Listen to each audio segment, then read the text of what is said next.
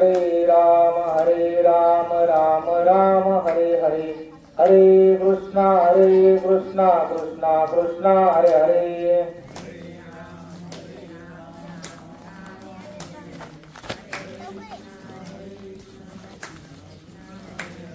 हरे राम राम राम हरे हरे, हरे कृष्णा कृष्णा कृष्णा हरे हरे।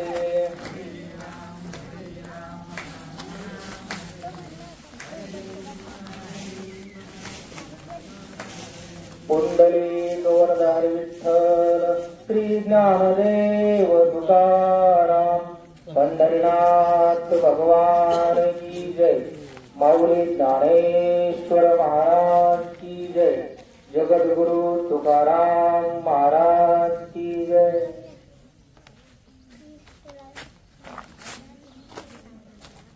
ते मदभावा सहजे आले, मी तेची ते होऊन केले, जे मज तया उरले पदरणा। प्रसंगी प्रवचन रूपी सेवेकरता निवडलेली ओवी भावार्थ दीपिकेच्या 4थ्या अध्यायामध्ये आणि ज्या पवित्र आत्म्याचं भगवंतासोबत मिलन होतं, जे भगवंताजवळ पोहोचतात, त्यांची लक्षणं काय आहेत, अशी कशा प्रकारची माणसं आहेत की जी मत्स्वरूप होतात, जी मला प्राप्त होतात, याच्याविषयीच विवरण करणारी, चिंतन करणारी ओवी चिंतनासाठी घेतलेली आहे।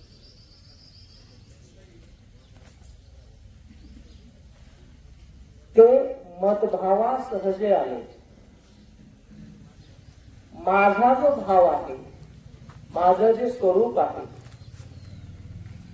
त्या स्वरूपाला ते लोक सहज प्राप्त होतात। कोणते लोक? त्याचं वर्णन वीतराग भय क्रोधा मनमया मामुपास्मिता बहो ज्ञान तपसा पूता मद्भाव माधवा। ज्यांची आसक्ती गेली, ज्यांची भीती गेली, ज्यांचा क्रोध गेला, जे मनमय झाले आणि ज्यांनी फक्त माझाच आश्रय केला, आणि एवढं सगळं करून ज्यांच्यामध्ये ज्ञान आहे, ज्यांची तपश्चर्या आहे, आणि या तपाने, या ज्ञानाने जे पवित्र झालेले आहेत, मद्भाव मागता मी तेची होऊन येते। ते आणि मी याच्यामध्ये वेगळेपणा नाही, जे मज तया उरले पदर नाही, माझ्या आणि त्यांच्यामध्ये कुठल्याही प्रकारचं पार्टिशन नाही, पडदा नाही। अशी माणसं माझ्या स्वरूपाला प्राप्त होतात, मला प्राप्त होतात, माझ्याकडे येतात, अशा प्रकारचं वर्णन या ओवीच्या माध्यमातून भगवंताने केलेलं आहे।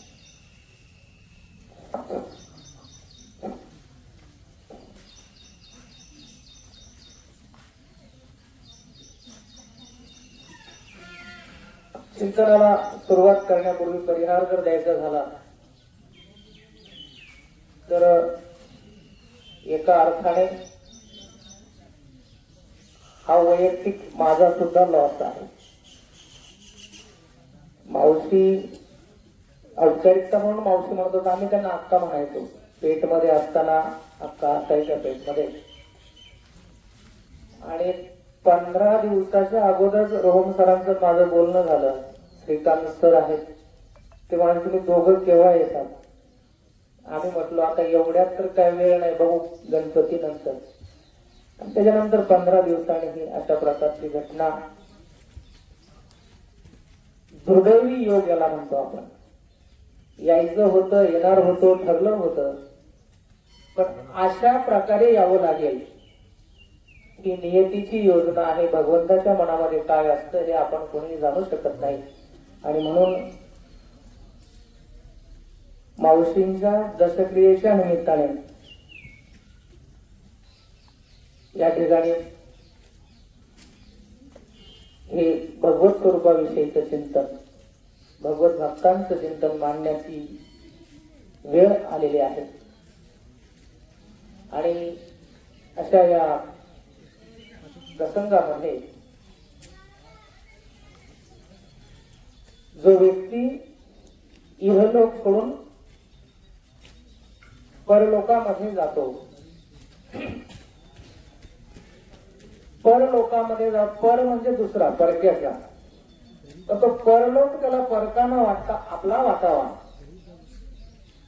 अशा प्रकारची काही तत्वज्ञानाची सैद्धांतिक मांडणी आहे का? अशी मांडणी केली पाहिजे, असं चिंतन केलं पाहिजे, जेणेकरून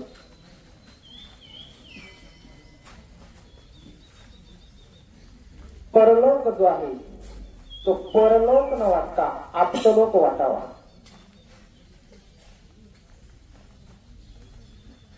म्हणून आजच्या या चिंतनाच्या प्रारंभी विमल मावशींना परलोकामध्ये भगवंताने आपल्या पायाजवळ जागा द्यावी, आपल्या अंतकरणाजवळ जागा द्यावी आणि त्यांच्या पाठीमागे जो परिवार आहे, मग रावसाहेब रोहम सर असतील, त्यांचे वडील यमनाथ काका असतील, अनिल भाऊ असतील, इतर सर्वच त्यांच्या परिवारातली मंडळी असतील, यांच्यासाठी आपल्या जीवनाचा एक भाग रिकामा करून मावशी गेलेले आहेत. तर ते दुःख पेलण्याची ताकद परमेश्वराने पांडुरंगाने त्यांनी द्यावी, अशी पांडुरंगाकडे प्रार्थना करूया.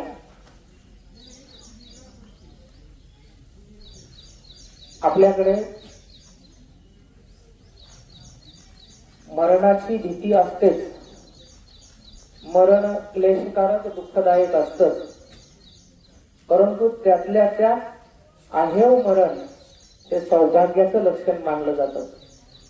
किंबहुना उतार वयामध्ये प्रत्येक माता हीच अपेक्षा करीत असते की माझ्या पतीच्या अगोदर मला जाता आलं पाहिजे, आणि त्या दृष्टीने एक चांगला अँगल आहेवपणी मावशी गेलेले आहेत. त्यांना सर्वजण अंतःकरणपूर्वक भावपूर्ण श्रद्धांजली अर्पण करूया आणि आपल्या चिंतनाला सुरुवात करूया. परम पवित्र गोदावरीचं तीर आहे, भगवान शिवशंकराचं अंगण आहे. रामदासी महाराजांसारखी तपस्वी पाठीमागे उभे आहेत आणि पवार सरांनी सांगितल्याप्रमाणे महर्षी विभांडक आणि महर्षी ऋष्यशृंग यांची ही पुण्यभूमी आहे. खरं तर तुकोबराय जसं म्हणतात की पवित्र ते कुळ पावन तो देश जेथे हरीचे दास जन्म दिले. इथे हरीचे दासच नव्हे तर हरीचे स्वतः दास आहेतच, पण जगाला सुद्धा हरीची वाट दाखवणारे असे एकापेक्षा एक महात्मे होऊन गेलेले आहेत. बाजूला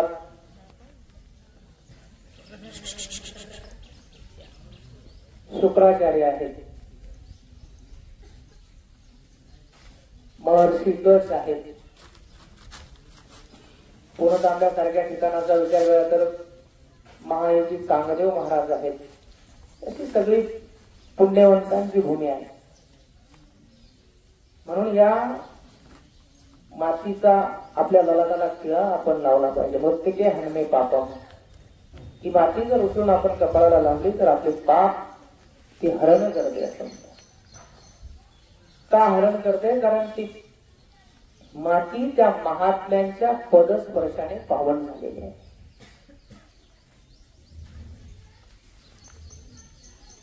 भगवान ज्या लोकांवर अतिशय प्रेम करतो ती केवळ देवाचं नाव घेतात म्हणून प्रेम करत नाही, ती स्वतः देवाचं नाव घेतातच. पण यारे होऊ नका रानभरी, यारे होऊ नका रानभरी, तो रस जो आहे स्वतः घेतातच, दुसऱ्यांना देतात आणि सगळ्यांच्या जीवनामध्ये आनंद फुलवण्याचं काम करतात. अशी ही मंडळी असतात आणि या परिसराचा विचार करतात. महर्षी विभांडिकांपासून तर चांगदेव महाराजांपर्यंत अशी भगवंताच्या नामाची शिदोरी, भक्तीची शिदोरी, प्रेमाची शिदोरी, ज्ञानाची शिदोरी तुम्हा आम्हाला वाटणारे संत या ठिकाणी होऊन गेलेले आहेत.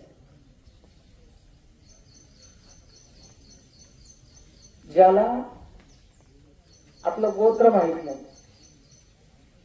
लग्नामध्ये ब्राह्मण गोत्र विचारतो, ज्याला माहित आहे तो सांगतो, ज्याला माहित नाही त्याला म्हणतात म्हणा कष्ट.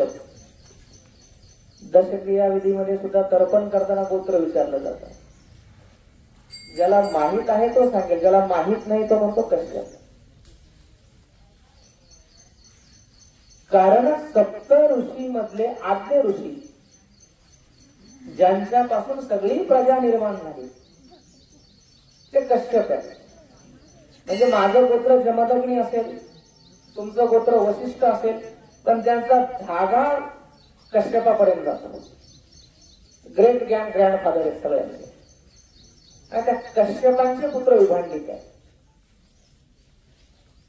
विभांडिक ऋषींचे पुत्र ऋष्यशृंग की ज्यांच्या तपाच्या सामर्थ्याच्या जोरावर भगवंताला प्रकट व्हावं लागलं. राजा दशरथाला जेव्हा पुत्र कामेष्ठी यज्ञ करायचा होता त्यावेळेला त्या यज्ञाचा ऋत्वीज असा असला पाहिजे की त्याच्या सामर्थ्याने तो यज्ञ यशस्वी व्हावा. आणि तशा प्रकारचं क्वालिफिकेशन, तशा प्रकारची पात्रता फक्त ऋष्यशृंगांकडे होती. कारण त्यांनी ब्रह्मचर्याचं जे पालन आहे विभांडिक ऋषीने त्यांच्याकडनं अतिशय कठोरतेने करून घेतलेलं होतं. त्यांचं ब्रह्मचर्य सुद्धा इतकं तेजस्वी होतं की वाल्मिकी रामायणामध्ये अशी आख्यायिका आहे की अंग देशामध्ये दुष्काळ पडला. म्हणजे आजचा जो बिहार, पटना वगैरे हा एरिया आहे,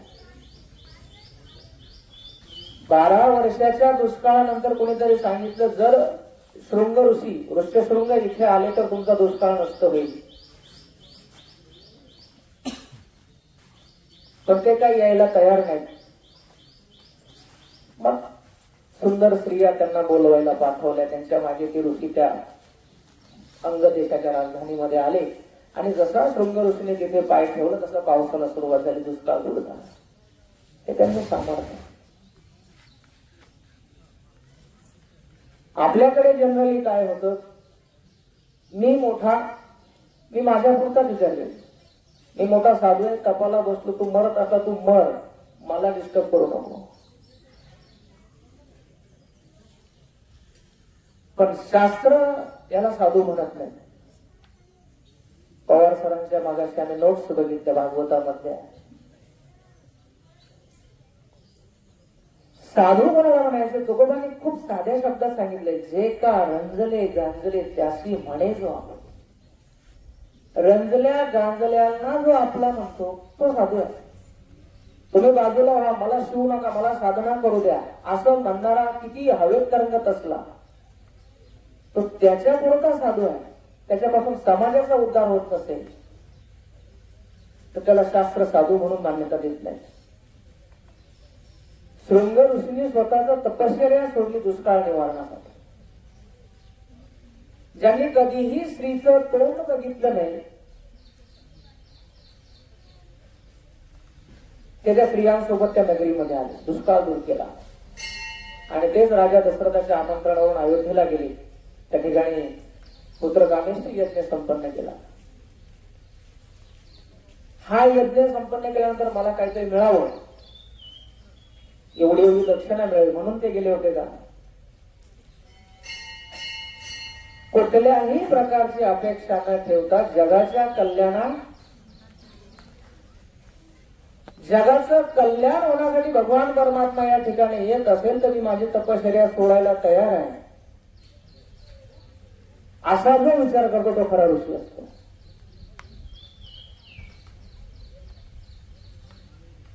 आसक्ती नाही. स्वतःच्या पोट भरण्यासाठी, भाकरी मिळवण्यासाठी सगळेच धावतात. मला तुम्ही म्हणाले भागवत वाचा, आमच्याकडे 7 दिवस कथा करा. वास्तव आहे पण सत्य आहे. सर्वात पहिल्यांदा काय ठरवलं जातं? माईक कुठल्या कंपनीचा, स्टेज कुठलं, माणसं किती असणार, तुमची व्यवस्था कशी असणार, पावसा पाण्याची काय सोय, याची नाही विचार होणार. अगोदर मला काय भेटणार याची विचारणा केली जाते. आणि जे पोटाळची असतात त्यांना साधू म्हणत नाही संस्कृती.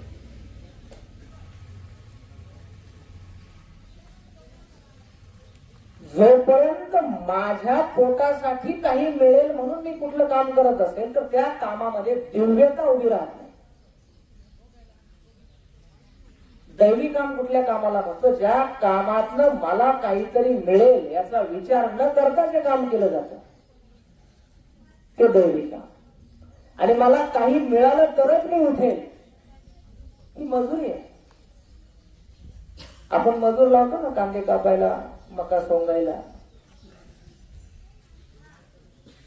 त्याच्यात दिव्यता नाही.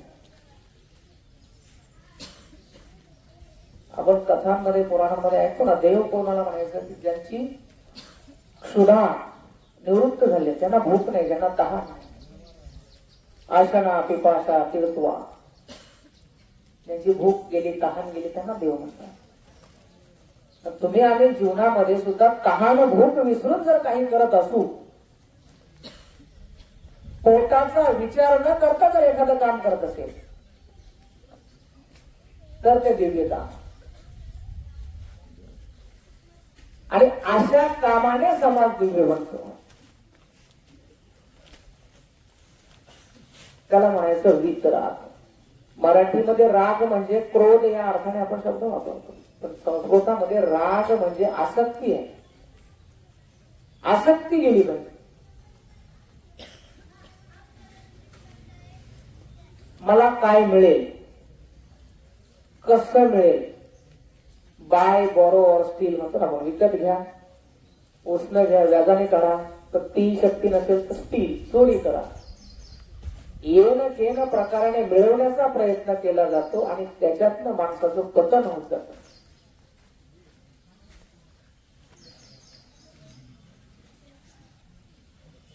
आसक्तीची कारण 2 आहेत. पहिली गोष्ट, जी गोष्ट मला आवश्यक वाटते, माझ्या उपयोगाची आहे, तिची आसक्ती निर्माण होते. आणि दुसरं कारण आहे, जी गोष्ट दिसायला सुंदर आहे, छान आहे, ती आपल्याला आपली असावी वाटते. भूक लागली, मला भाकरीची आसक्ती वाटेल. पोट भरलं, भाकरीची गरज संपली. मग मी सरळ नदीच्या काठावर येणार, नदीचं सौंदर्य बघणार. गरज नाही, सौंदर्य आहे. या 2 गोष्टींमध्ये आसक्ती. परंतु या आसक्तीमुळे माणूस गुलाम होतो. एखादी गोष्ट मला पाहिजे, पण ती जर मला मिळाली नाही तर मी नियतीच्या हातात बाहुला आहे, नशिबात असलं तर मिळेल, देवाने दिलं तर भेटेल, आपलं काय खरं आहे, आपण किडा मुंगी आहोत, अशा प्रकारची भावना होती. माणूस शूद्र होतो. पण एकदा शूद्र झाला, कुठल्याही क्षेत्रामध्ये, राजकारणात असेल, धर्मकारणात असेल, अर्थकारणात असेल, समाजकारणात असेल, तो शूद्र झाला मग तो वशिला लावायला जातो. आपलं तर काही जमत नाही, मग कोणाकडे तरी वशिला लावून आपण काहीतरी प्राप्त करण्याचा प्रयत्न करतो. आणि जिथे वशिला लावण्याचा प्रयत्न होतो त्याच्यातून लाचारी उभी राहते. आसक्तीतनं शूद्रपणा, शूद्रातून लाचार. आणि जो माणूस लाचार आहे तो भक्ती करू शकत नाही. माणसाचे 2 प्रकार असतात. एक तर तो लाचार असतो, नाही तो उन्मत्त तरी असतो. जो लाचार असतो तो गांडूळ. इकडून हाकलला त्या तोंडाने चालल, तिकडून हाकलला या तोंडाने, त्याला स्वतःची गती नाही आहे. आणि जो उन्मत्त असतो तो राक्षस आहे, तो रावण. आणि भक्ती करायची असेल तर लाचारही चालत नाही आणि राक्षसही चालत नाही, मध्यम मार्ग धरावा.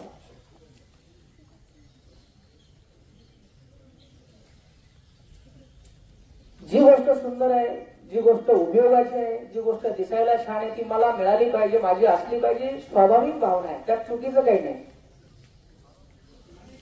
सुंदर एखाद्याने एखादा बंगला बघितला, बंगला छान आहे, ओके, आपला असा बंगला झाला पाहिजे, ओके, तिथपर्यंत काही प्रॉब्लेम नाही. पण जेव्हा हा बंगला माझा झाला पाहिजे अशा प्रकारची विचारधारा सुरू होते, तिथून प्रॉब्लेम निर्माण होतात, तिथून आसक्ती निर्माण. आणि जोपर्यंत ही आसक्ती अंतःकरणामध्ये आहे तोपर्यंत आपण भक्ती करण्याच्या लायकीचे होत नाही, तोपर्यंत विकास आपला होत नाही, कुठल्याच क्षेत्रामध्ये होत नाही.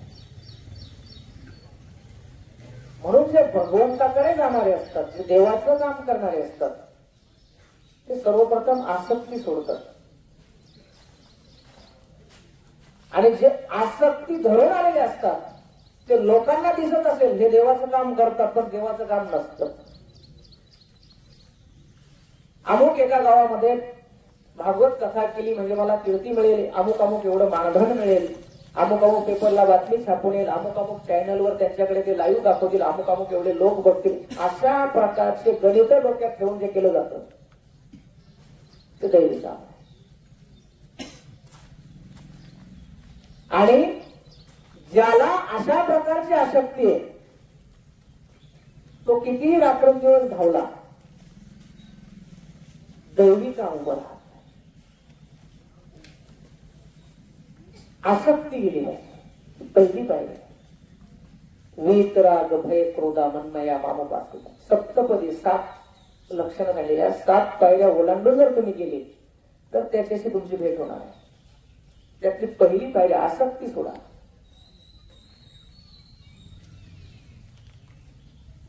दुसरा मुद्दा सांगितला भय, भीती गेली पाहिजे. जगामध्ये प्रत्येक जण, तुम्ही आणि प्रत्येक जण भिवूनच जगतोय.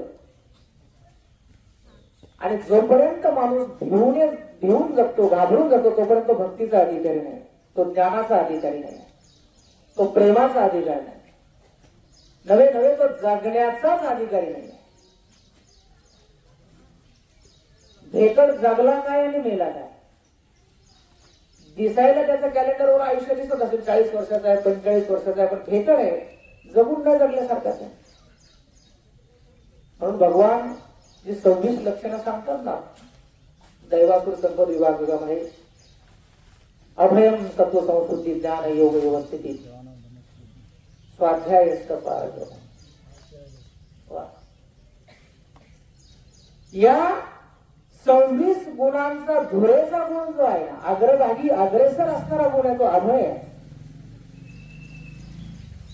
अभयम सत्व संस्कृती ज्ञान योग व्यवस्थित. जो फेकड आहे त्याचं सत्व काय असणार, सत्वशील असणार नाही,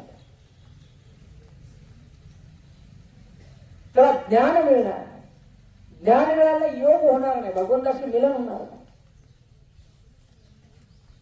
आता तो स्वतःच भेकड आहे, तो दानाचा अधिकारी नाही, तो संयमी असणार नाही. म्हणजे प्रत्येक गोष्ट मी म्हणतो, तुकोबराज म्हणतो ना, गीता भागवत करीती श्रवण, आपल्याला ओळ म्हणून ते माहित आहे, पण गीता इतकी शास्त्रीय आहे की जशी पायातली वीट असते ना, ती वीट काढली तर वर्ष कोसळते, एकावर एक रचलेला आहे. अभय काढून घ्या, पुढचे 26 गुण पडणार.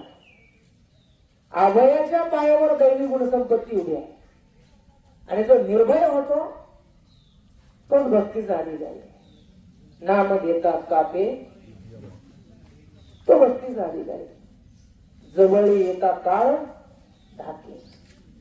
आमच्या जवळ यायला काळाला सुद्धा भीती वाटते. असा असेल तर तो भक्त होऊ शकतो. अगदी नारदापासूनची जी उदाहरणं घेतली, तो हातामध्ये फरशी कुऱ्हाड घेऊन मुंडकं मारायला आला होता वाल्यापुढे. घाबरले नाही नारद महाराज. जो घाबरतो तो भक्त नाही होऊ शकत. आज जगामध्ये धर्माच्या नावाखाली अधर्म सुरू आहे. अधर्मम धर्ममिती मन्यते तमसावता भगवंताने सांगून ठेवले की अधर्माला धर्म म्हणणारी लोक आहेत. पण तुम्ही करताय तो अधर्म आहे हे सांगायला हिंमत लागते. आणि तुम्ही करताय ते चुकीचं आहे, तुम्ही करताय तो अधर्म आहे हे जर तुम्ही सांगायला गेलात तर समाज तुम्हाला मानणार नाही, समाज तुम्हाला तारखा देणार नाही, समाज तुम्हाला पाकिट देणार नाही. पण नाही पाकिट दिलं तरी चालेल, नाही बोलवलं तरी चालेल, पण जे खरं आहे तेच बोलेल. सत्य मोद धर्म त्याच्यासाठी निर्भयताला. पण मी जर खरं सांगायला गेलो तर उद्या लोक मला बोलवणार नाहीत. म्हणून मी जे लोकांचं चाललंय पारंपरिक ते धरून बसत असेल तर समाज गाळात जात असेल तर अजून गाळात जाईल, तो येणार नाही. मला बाकीच्या मिळतील तर समाजाचा उद्धार होणार नाही. आणि समाजाचा उद्धार होत नसेल माझा उद्धार कसा?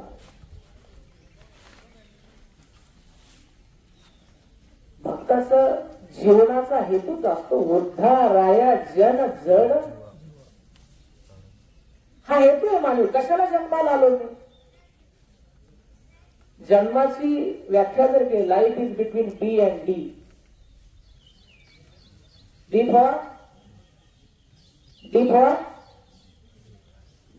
फॉर बर्थ आणि डी फॉर डेथ. दोघांच्या मध्ये एक सी आहे. C for choice.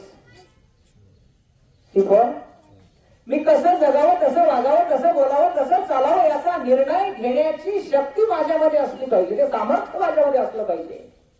तर चॉईस मला आहे. मी लाचार असावं की समर्थ असावं, मी दुबळा असावं की बलवान असावं, ही चॉईस माझी मला असली पाहिजे. आणि ही चॉईस घेण्याची शक्ती तुमच्यामध्ये निर्भयता असल्याशिवाय येत नाही. जो डरपोक आहे तो चॉईस करू शकत नाही, हेच करेल. हे देवाचं काम आहे, मला आवडलेलं काम आहे, कोणी माझ्या मागे नसेल तरी चालेल, मी हे काम करीन. हा चॉईस कोण करू शकतो? जो निर्भय येतो. एकटा धाव घेतो, एकटाच आहे. तिथं झुंडीची गरज नाही. ज्याला पटेल तो येईल, मी करत राहील. याच्यासाठी निर्भय चाला. पण निर्भयता येते कशातनं? भय निर्माण कशातनं होतं? तर तुम्ही आणि जीवनाकडे जरा डोळसपणे बघा की जे मॅक्सिमम आपण ज्या गोष्टींना घाबरतो ना, 70% त्या काल्पनिक असतात. कधी होतच नाही ते, पण त्याची भीती आपल्याला वाटत असते. अमुक झालं तर, तमुक झालं तर, फलना जाते, होतच नाही. पण त्याच्या कल्पनेने आपल्याला भीतीची गोळी चालू होते. काल्पनिक भय, अज्ञानातून आलेलं भय. मग कोणी म्हणेल ज्ञानाने भीती जात असेल, ज्ञानाने अजून वाढते. कधीतरी वेळ मिळाला, जो मल्टी स्पेशालिस्ट डॉक्टर आहे त्याच्याशी जाऊन भेटा, बोला. डॉक्टराला सगळ्या रोगांची लक्षणं माहीत असतात. टीबी झाल्यावर काय होतं, कॅन्सर झाल्यावर काय होतं, बीपी वाढल्यावर काय होतं, अटॅकची लक्षणं काय असतात. त्याच्यामुळे डॉक्टरला रोज असं वाटत असतं सगळी रोग मला झालं की काय. ज्ञानातून आलेली भीती आहे.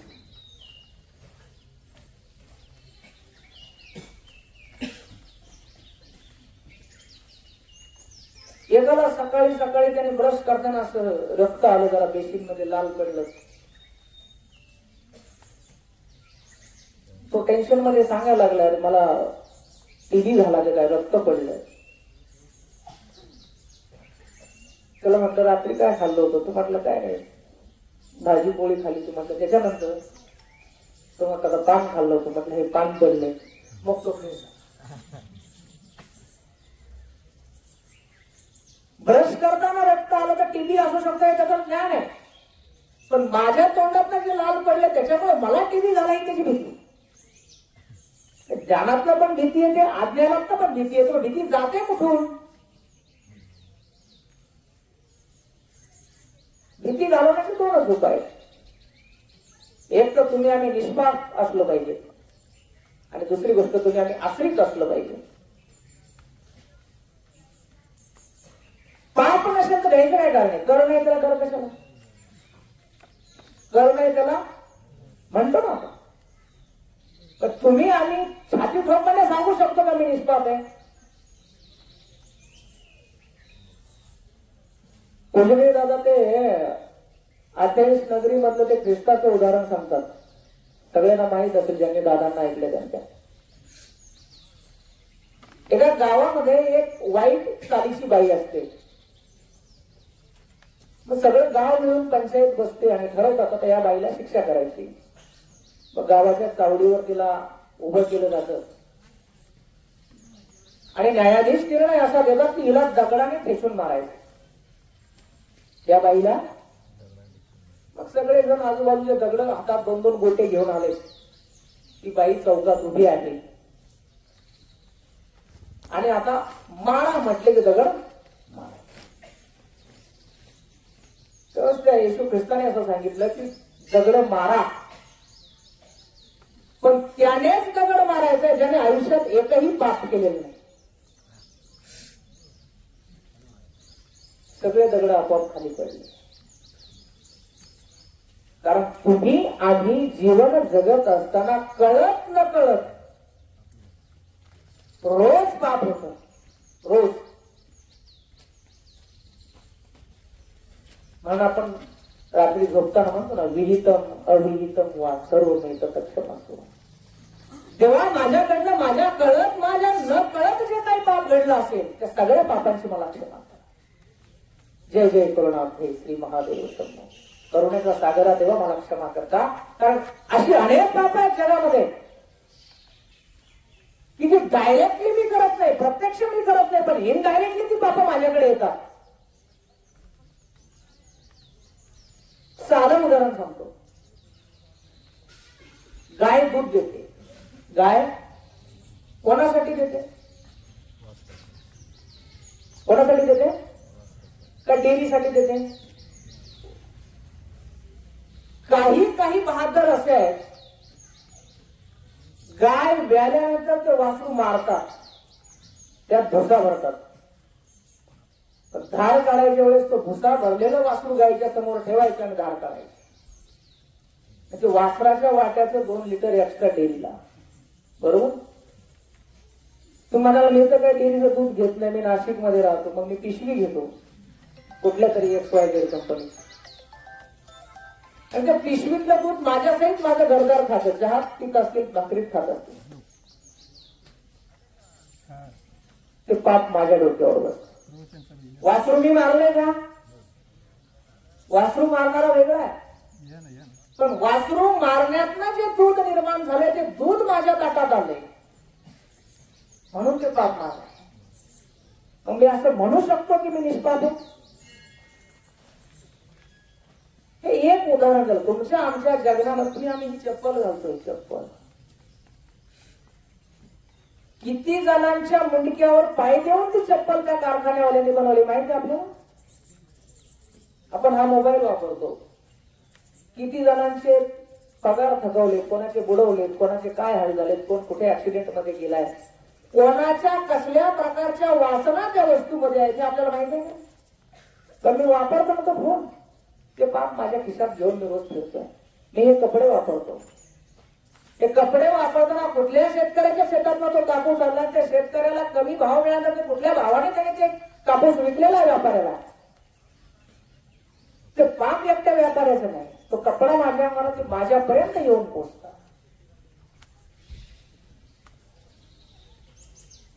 म्हणून कोणीही निष्पाप नाही, आणि ज्या अर्थी कोणी निष्पाप नाही त्या अर्थी आपण घाबरत असतो. म्हणून निर्भय नाही पाहिजे.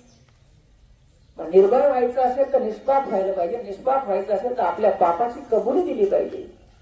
विहितम अविहितम वा सर्व एकदक्षम. त्रिकाल संध्येमध्ये आपण म्हणतो की देवा जाणून बुजून केलेले असत, अजांतपणे केलेले असत, कुठल्याही प्रकारची पाप असत त्या सगळ्या पापांची मला क्षमा कर. कारण मला माहित आहे समाजामध्ये जगत असताना वरून खाली यायचं म्हटलं तरी 10 मुंग्या माझ्या पायाखाली मिळाल्या आहेत. ज्या स्टेजवर बसून मी प्रवचन करतोय त्या स्टेजच्या खाली 2-4 मुंग्या चेंगरलेल्या आहेत. याला अप्रत्यक्ष पाप म्हणतात. ते प्रत्येकाकडनं होतं म्हणून आपल्यामध्ये भीती आहे. मग दुसरा उपाय काय? भीती कशी जाईल?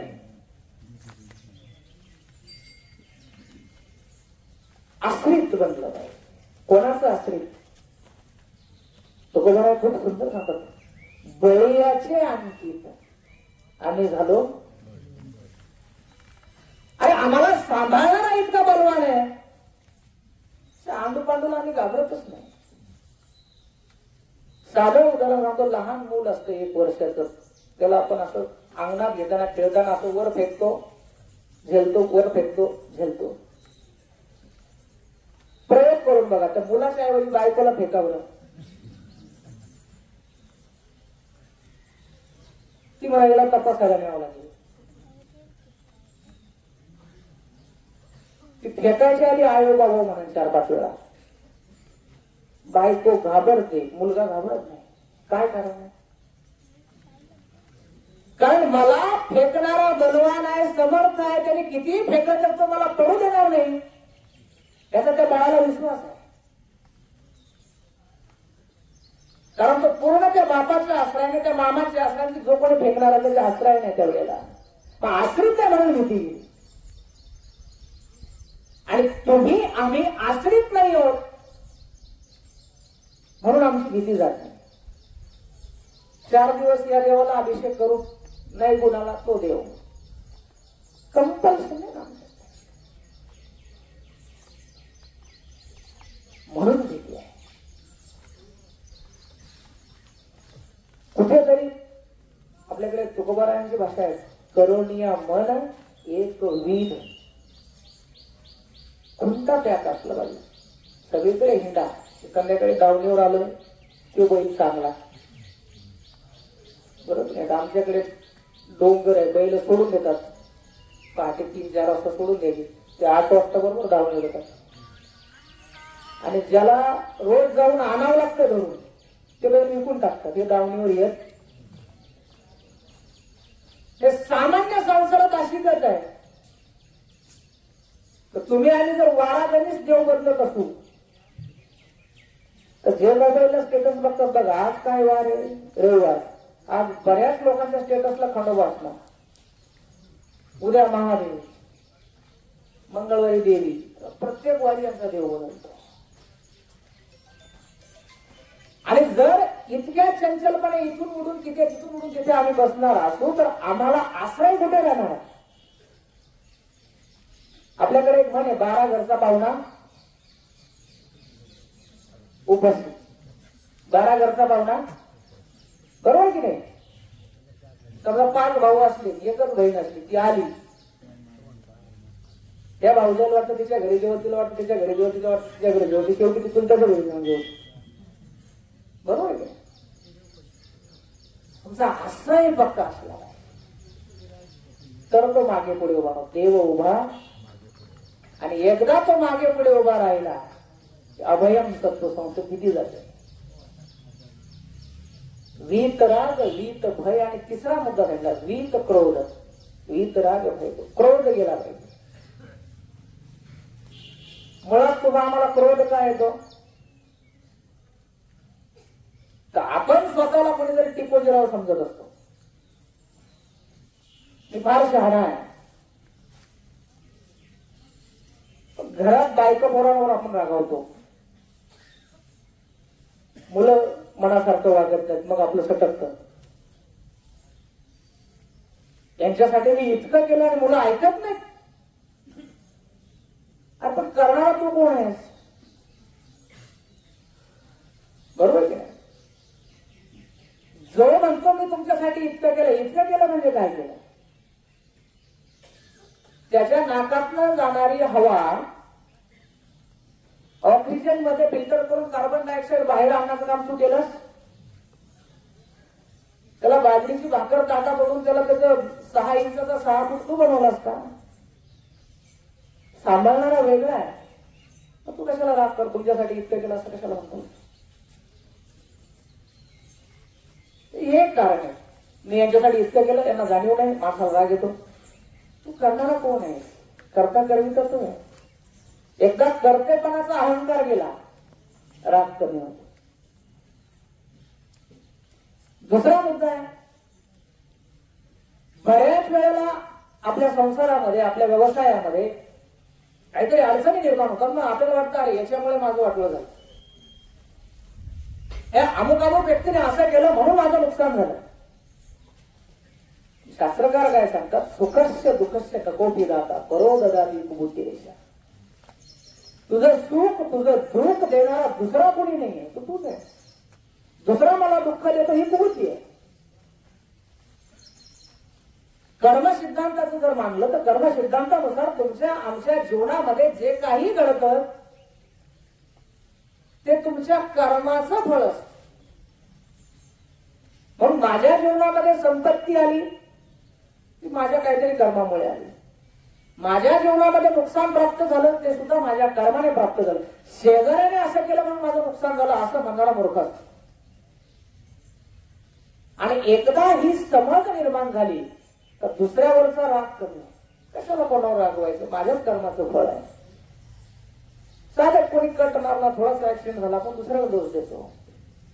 आपलं कुठल्या तरी जन्माचं ते संचित असतं आणि ते आता आपल्याला भोगायला लागतं. ही एकदा समज उभी झाली, क्रोध नाही.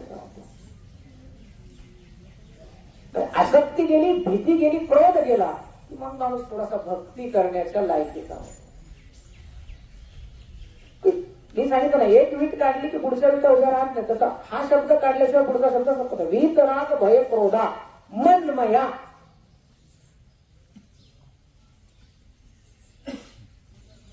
माऊली काय सांगतात की जे मज तया उरले पदर काय, त्याच्यातच माझ्यात पडदाच नाहीये, पदरच नाही. आम्ही एकत्र झालो. कधी एकत्र?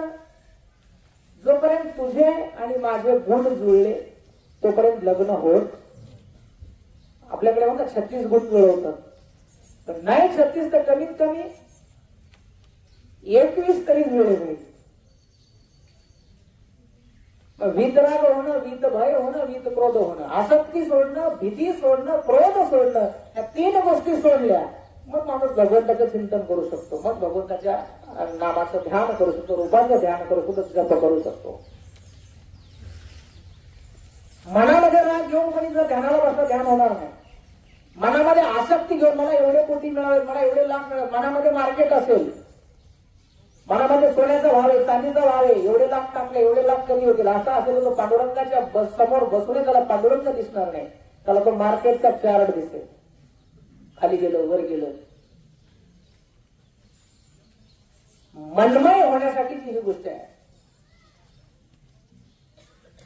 आणि जेव्हा तो भक्त मनमय होतो त्यावेळी त्याची लक्षणं समाजाला दिसतात. तुका विष्णू नोहे तुझा म्हणे रामेश्वर भट्ट.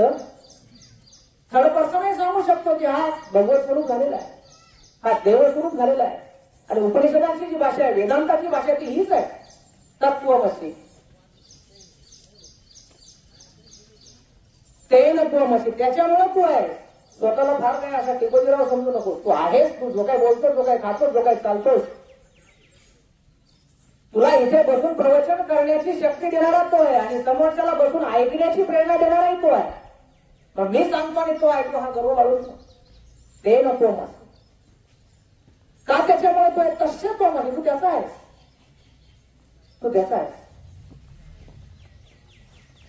आणि तिसरी पायरी आहे तत्वमसी, तोच तू आहे. आणि ज्यावेळेस तत्वमसीची अनुभूती अंतःकरणात उभी राहते तेव्हा मनमय होऊ शकते, तेव्हा भगवतमय होतो. आणि जो भगवतमय झाला तो दुसऱ्याचा आश्रय करीत नाही. जिचा विवाह झाला, ज्याच्या नावाचं मंगळसूत्र गळ्यात घातलं, ती स्वतःच्या घरात आरती खाण्याचं तो उपाशी राहील. दुसरीकडून तुला अपेक्षा राहत नाही. त्याला म्हणायचं मामुपासून. माझ्यासारख्याने ज्ञानेश्वरीवर बोलायचं, ज्ञानेश्वरीच्या श्लोकावर चिंतन मांडायचं आणि एकदा इथून प्रवचन होऊन खाली विचारलं तर तुम्हाला विचारलं कसं काय झालं चिंतन, म्हणजे मला आश्रय कोणाचा आहे. आणि आज बरेचसे लोक ते लोकांना आवडण्यासाठी बोलतो का त्याला आवडण्यासाठी बोलतो? लोकांना आवडण्यासाठी बोलतो की माऊलीने सांगितलं ते बोलतो? लोकांना आवडण्यासाठी काही पुढे सोडायचं का? आणि आज पुढे बहात्तर जास्ती आहेत. बगलशास्त्र काढलं बगलेतलं, मांडलं बाजारात. ती म्हण आहे ना मराठीत, बगलेतलं काढायचं आणि बाजारात मांडायचं. का म्हणून लोकांना आवडतं म्हणजे काय? लहान मूल शाळेत येत असतं, त्याला काय कळत असतं? त्याला गणित आवडतं का? त्याला मराठी आवडतं का? त्याला फक्त खेळायला पाहिजे असतं. मग तुम्ही दिवसभर त्याला खेळणारच का? शिकवणार नाही का काही? एखादा गुरुजी असं म्हटलं, मुलांना आवडतं उड्या मारलं म्हणून आम्ही दिवसभर उड्याच मारतो, मग तो शिकणार कधी आहे? औषध घ्यायला आवडतं का कोणाला? नाही आवडत. पण रोग बरा व्हायचा असेल तर मग भले तो औषध पाजणारा लय राग येतो. लहान मुलाला बघा, 1-1.5 वर्षाच्या बाळाचे औषध पीत नाही, मग तोंड दाबून नाक दाबून द्यावं लागतं. आई देत नाही, मग जनरली बाप देतो. मग ते औषध पिल्यानंतर फक्त तोंड वाकडं दिलं करताना पप्पा वाईट आहे. पप्पा वाईट असो किंवा नसो, पण त्या क्षणापुरता वाईटपणा घ्यावा लागतो, कारण त्याचा रोग गेला. तसं भलं समाजाशी ज्यांचे स्वार्थाचे संबंध होते त्यांच्याशी वाईटपणा घ्यावा लागला तरी चालेल, पण आपण आपला मार्ग सोडायचा नाही. कारण का? आपल्याला आश्रय भगवंताचा असतो. मनमया मामोपास, एकदा त्याचा आश्रय आहे, त्याचा सपोर्ट आहे, कोणाचाही विचार करण्याची गरज. आज म्हणतात लोक त्याचा विचार करत नाही. ज्याने याचं आयोजन केलं त्याचा विचार करा. ते समोर बसून म्हणून चालू का कसं वाटलं तुम्हाला, छान वाटलं, त्याला साधू नाही म्हणा.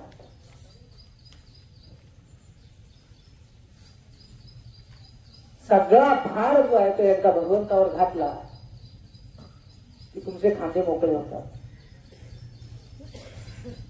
तुमची प्रगतीची गती वाढते. तर जोपर्यंत भार खांद्यावर घेऊन आपण चालतो तोपर्यंत धावता येत नाही. धावायला गेलं तर दम लागतो, पायात पाय गुंतून पडतो.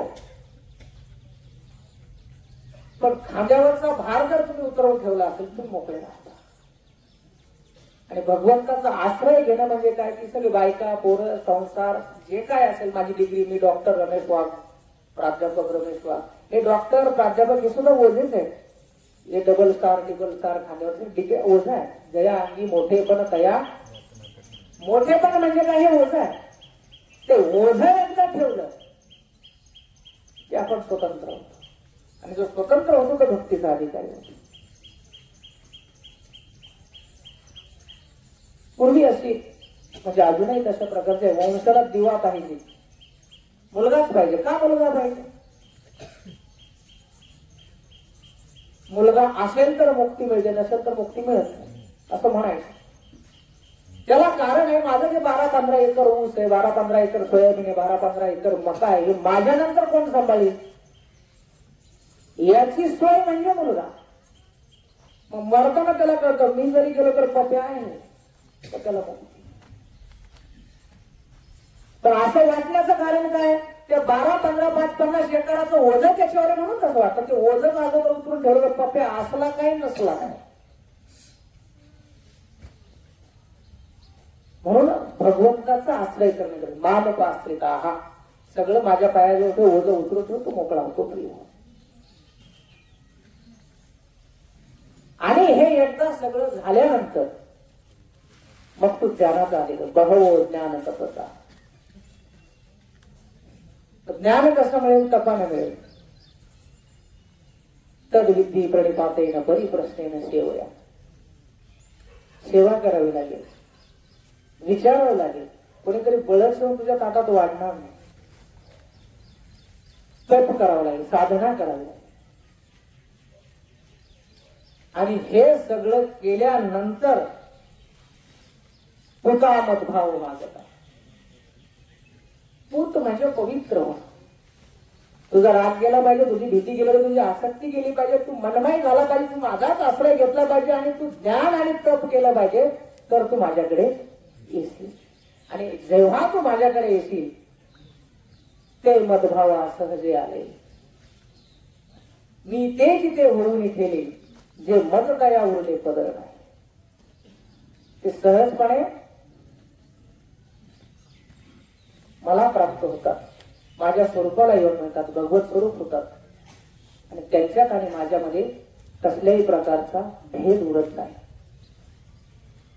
आणि अशा प्रकारचं जीवन जगण्यासाठी कोणीतरी मोठा साधू असला पाहिजे, कोणीतरी मोठा एखाद्या विद्यापीठाचा पदवीधर असला पाहिजे, ग्रॅज्युएट असला पाहिजे, डॉक्टर असला पाहिजे, प्राध्यापक असला पाहिजे, असं कुठलंही बंधन नाही. असं कुठलंही बंधन नाही. कुणीही या मार्गाने येऊन भगवत स्वरूपाशी मिळू शकतो. एक खूप सुंदर ओवी माऊली दिले की सांगे पितळेची गंध काळी जे फिटली होय दिसे ते सुवर्ण काही आणि जोडू जाईल. पितळ घासलं आणि ते सोन्यासारखं शाईन करायला लागलं, चमकायला लागलं, ग्लिटर करायला लागलं. वेगळं सोनं शोधण्याची गरज नाही. तसं तुमचं आमचं जीवन गंध काळीच चढलेलं आहे. रागाचा गंध आहे, आसक्ती आहे, लोभ आहे, भीती आहे. तर ह्या सगळ्या गोष्टी घासून पुसून स्वच्छ केल्यानंतर आपण भगवत स्वरूप होतो. आणि जो अशा प्रकारचा जीवन जगतो त्याला मृत्यूमध्ये सुद्धा साक्षात भगवंत आलिंगन देतो, भगवंत उचलून कडेवर देतो. मृत्यू म्हणजे परलोक वास नसतो. मृत्यू म्हणजे माहेराला जाणं. आणि अशा प्रकारचं माहेर भगवंताने विमल मावशींना द्यावं, त्यांना उत्तम गती द्यावी, त्यांच्या सगळ्या परिवाराला हा वियोग, हा विरह, हे दुःख सहन करण्याची शक्ती द्यावी अशी पांडुरंगाचरणी प्रार्थना करूया. आणि या ठिकाणी थांबूया. कुंडली गवळदा हरी विठ्ठल श्री ज्ञानदेव तुकाराम पंढरीनाथ भगवान की जय.